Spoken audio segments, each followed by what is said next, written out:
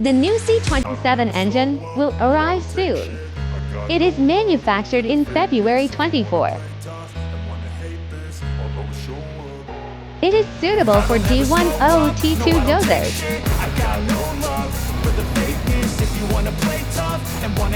As for this engine, it is equipped with 12 cylinders. It has a maximum torque of 4674 Nm and operates at a minimum power of 519.7 kilowatts and a maximum power of 783 kilowatts at 1800 revolutions per minute.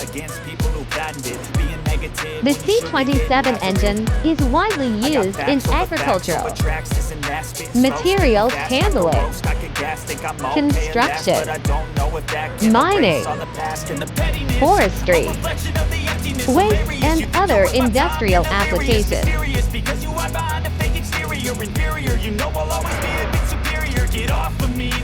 It is the best choice for demanding high performance and fuel efficiency engines.